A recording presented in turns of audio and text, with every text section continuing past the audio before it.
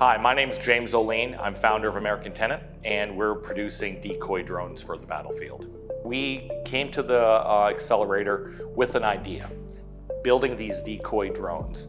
One-way, attritable drones that were simple to manufacture to hide other assets and deceive the enemy in the battlefield. I do have some engineers that are helping me out, including a couple of university students, but at the end of the day, we showed up with just an idea, and we've accelerated all the way to several different designs.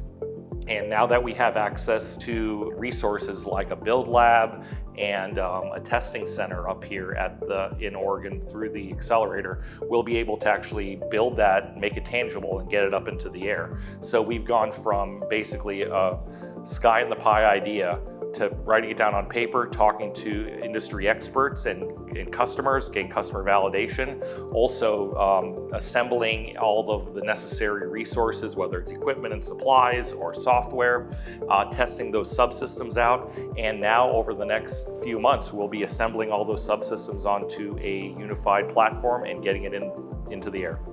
This accelerator class was unique. In all of the startup curriculums that I've been in, they were always teaching us what to say. You know, I'll give you an example. This classic graphic that's put up on slides, that's 3 concentric circles showing a TAM, SAM, and SOM. They would tell us you need to have this on your deck. You know, here's what TAM is, here's what SAM is, here's what SOM is, here's how to calculate them.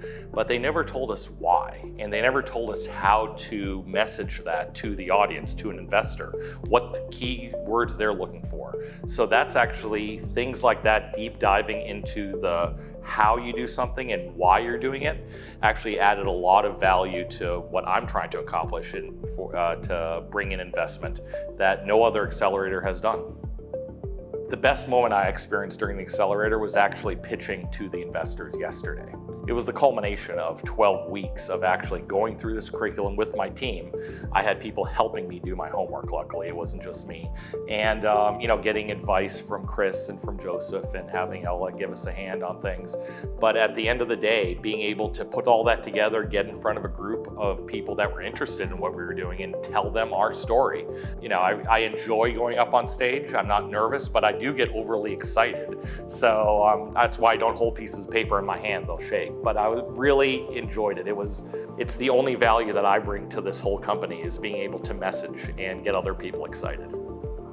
Over the next couple of months, like I said, we'll be building that drone that we've designed up here in Pendleton and getting it up in the air. I'll be taking that out to Ukraine later this year to test it out in that battlefield environment, and we'll be demoing to the military both here and in Romania about our designs and seeing if we can land some sales and contracts. I would share with any other founder trying to get into the UAS space that they need certain skill sets on their team.